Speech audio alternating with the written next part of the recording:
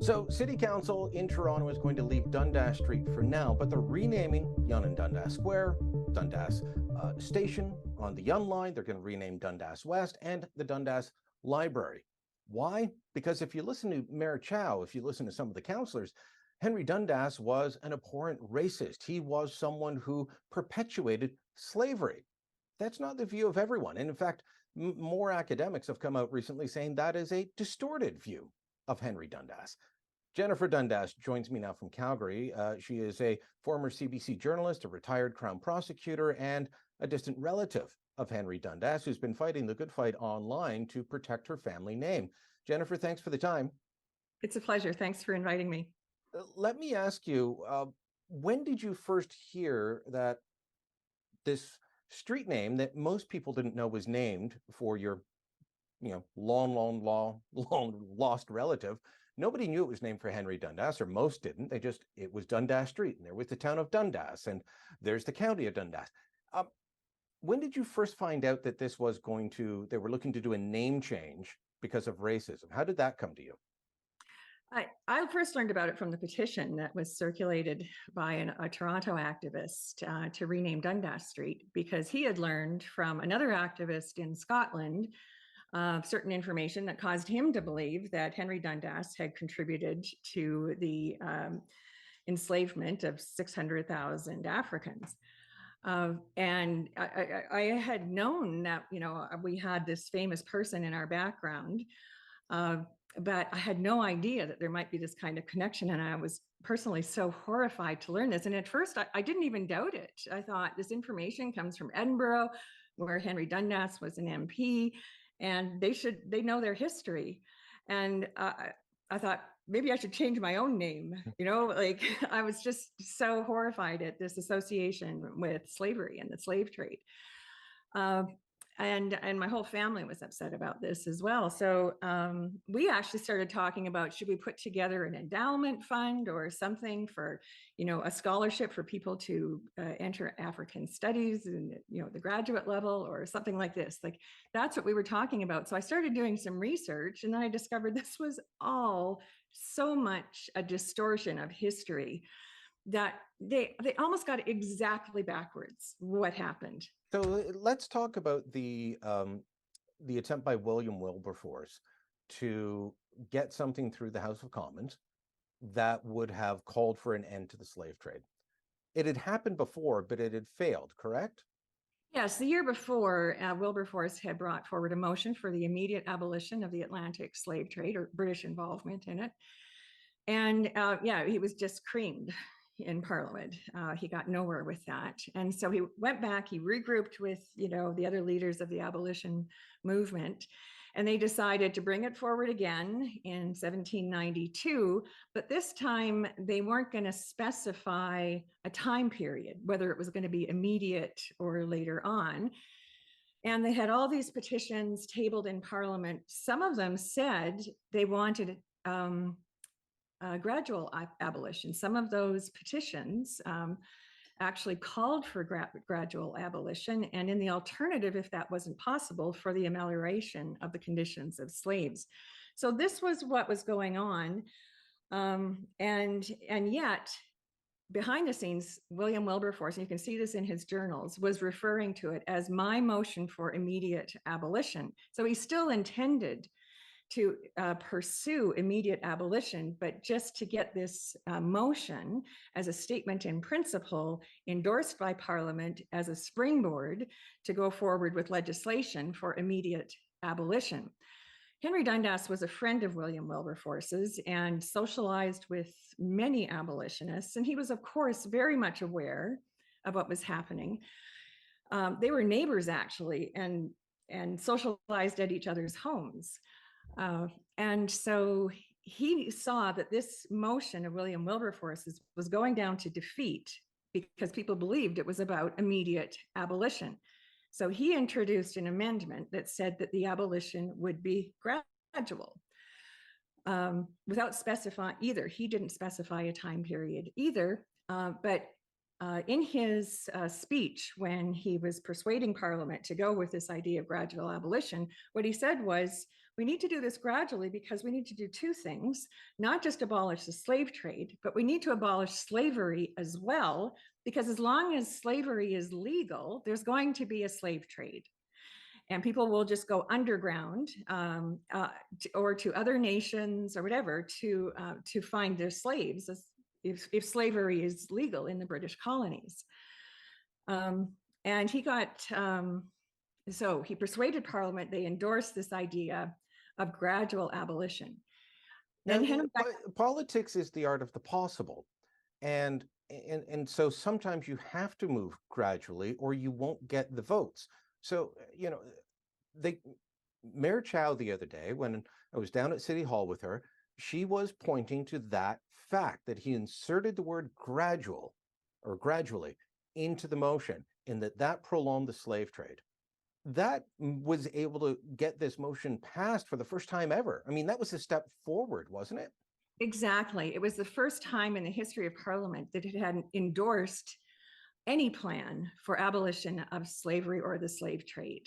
It was historic, actually. And my understanding is that he then came to Parliament with a detailed plan later on that, you know, included getting rid of the ability to say, all right, well, my two slaves had a child, therefore that child is now my slave. He had a much more radical plan that came forward to Parliament, but couldn't get through the House of Lords. That's right. He came in with a 12-point plan for abolition of the slave trade within 7 to 8 years. And as well, he introduced resolutions in that plan that would improve the conditions of slaves and provide for the mandatory education of the children of slaves. And what he had said earlier was that by educating these children, you prepare them for a life of freedom, and so that they can step into society as contributing members of their communities and flourish. So this was part of his plan to set the stage for the ultimate emancipation of the children that were born to slaves in the British colonies. Ironically and tragically, really, William Wilberforce and the other abolitionist leaders in Parliament, they were purists, really. They were evangelical Christians, many of them, and they saw tolerating slavery even for a year as Britain living in a state of sin. And so they started dismantling Henry Dundas's plan. They removed some of the resolutions, including the resolution for education of children, and then shortened the time frame to about 3.5 years for the total abolition of the slave trade. That motion then went forward, or the set of new resolutions that were, you know, much more limited, went forward to the House of Lords, and the House of Lords wouldn't even deal with it. They basically, they sent it over to a committee. The committee had a couple of hearings, and then it disappeared. It just died on the order paper. Because the abolitionists were moving too fast for the House of Lords. Henry Dundas had done this shuttle diplomacy where he had managed to get support from some prominent slave owners, including his fellow MP from Edinburgh, who there's a letter in which he writes to his plantation manager saying, you know, 7 to 8 years is a reasonable time for us to shut this down. We should be able to work with this. And so he did have a chance of getting it through the House of Lords when he had the support of at least some of the slave owners and slave traders behind him. Also, the largest slave trader in the British Empire, he brought his own personal petition to Parliament and said that he could shut down his business, but he needed some time to do that. And so he asked Parliament to basically proceed gradually. So here we had the largest slave trading person in Britain, and a very prominent MP with a large plantation in Jamaica, both saying they were prepared to support Henry Dundas in this and would have had a lot of influence with the House of Lords. When the abolitionists took that apart, they made that sort of coalition disappear. So they no longer had that support. I mean, blaming Henry Dundas for that is a bit odd, for extending slavery. He was trying to get rid of it. Meanwhile, And look, he never set foot in Canada. There is no connection to Canada, despite the fact that, some descendants, some relatives, distant relatives live here. He was not a Canadian. He did not come here, but we've got lots of streets named like that. But Yonge Street, the biggest street in the city of Toronto, longest city in the country, I believe, it's named for a guy who was the governor of the Cape Colony in what is now South Africa, who, against the rules in 1800, smuggled slaves in there. Yes, that's right. And Jarvis Street, named for slave owners. I mean, there are people who actually did what Dundas is being accused of, and we're not talking about renaming them. No, I'll make a couple of points about that. One is, it was Henry Dundas who went to the king and got George Young fired from his post in the Cape because of his slave smuggling activity. Mm-hmm. So he had no use for George Young. Even before that, he thought he was incompetent. And had tried to get him fired before, but once he was caught in this slave smuggling scheme, that was it. Henry Dundas and one other MP went to the king and said, he's got to be gone, and the king agreed. So there's that. The other thing you mentioned is this: Henry Dundas had no connection to Canada. Certainly he didn't come here, but he does have actually a very profound connection to Canada, which is that he appointed Upper Canada's first lieutenant governor, John Graves Simcoe, who was a known abolitionist who had supported abolition in Parliament. And he said before he got here that his first priority was to ensure that the laws of Upper Canada did not distinguish between people who were Black and people who were white. And he said, under no conditions will I tolerate a law that makes that differentiation. So the second piece of legislation that came before the Assembly in Upper Canada was an abolition bill. It was total abolition all at once, and it failed. There was too much opposition, just as there was in Britain.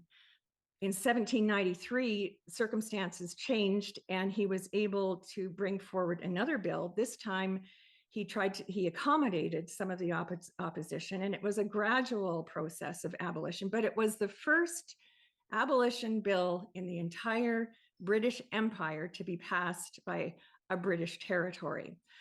And what it did was it said that anyone who sets foot in Upper Canada becomes a free person. It didn't abolish slavery for people who were already within the province, and that was the concession that he had to make to the slave owners in the Assembly. People like Jarvis. Yes, and so he had to accommodate them. So he instituted a gradual end to hereditary slavery, so that children born of slaves would be free at the age of 25, and the grandchildren of slaves would be free from birth. That resulted in an attorney general in Ontario saying in 1819, slavery is over in this province. If anyone tries to enforce slavery in our courts, our Department of Justice will be intervening to say that slavery is illegal and you can't enforce it. So how do you feel about all this, that all these claims have been made, and as we've been discussing, the history is much different, much more nuanced? To look at anyone from that time period through today's lens would probably leave them, wanting on some measure, on some issue. They would not be up to today's standards. But what you and I have been discussing is very different than the story that's been told by Mayor Chow, by the activists, by much of the media. I am just astonished that Mayor Chow could go out in public and say what she did with a straight face, and other counselors. I mean, it is so contrary to what historians have told them, and some of the world's most eminent historians of British history who are familiar with this period have told Toronto City Council that they have the facts wrong, including Scotland's most eminent historian of Scottish history, who was actually given a knighthood. His contributions were so considerable and outstanding to Scottish history. And they are virtually unanimous. Even the ones who are critical of Henry Dundas agree that it was impossible to get through immediate abolition in the 1790s. And in fact, after France declared war on Britain in 1793, any type of abolition was going to run into very serious obstacles, and it was going to be virtually impossible to get any kind of abolition through the House of Lords and to get the approval of the king. And that's in fact exactly what happened. Despite Wilberforce's repeated attempts during the war, revolutionary wars with France, nothing managed to get as far as a vote of approval in the House of Lords, and never made it to the king for proclamation. So to blame Henry Dundas for the effect of the Revolutionary Wars, and for Wilberforce's earlier chipping away at what was there, and the House of Lords refusing to go along with it, that's a bit much. To be honest, I think they actually know that what they're saying has got the flimsiest of foundations.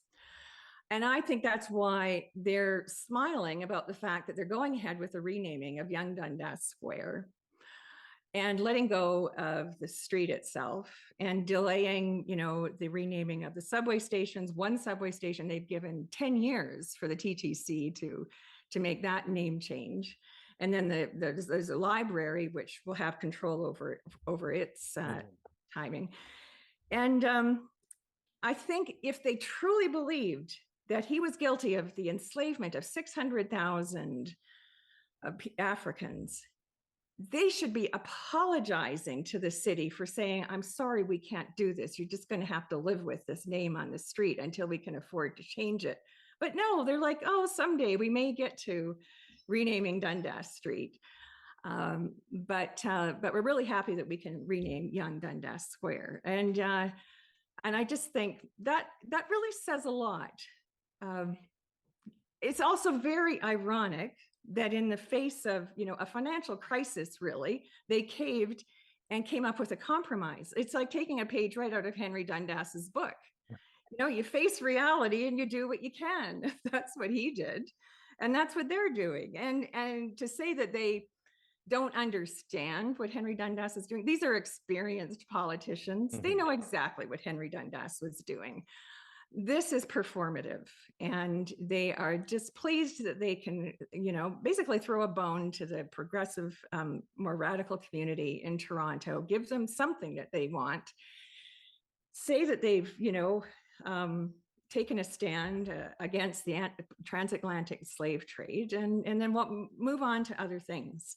I think you're absolutely right on that. Jennifer, thanks so much for your time and your insight today. It's been wonderful, and we'll continue to follow you online for the updates on your ongoing fight. Okay, thank you very much, Brian. Let us know what you think. Drop a comment down below, share this on social media, and don't forget to subscribe to our channel.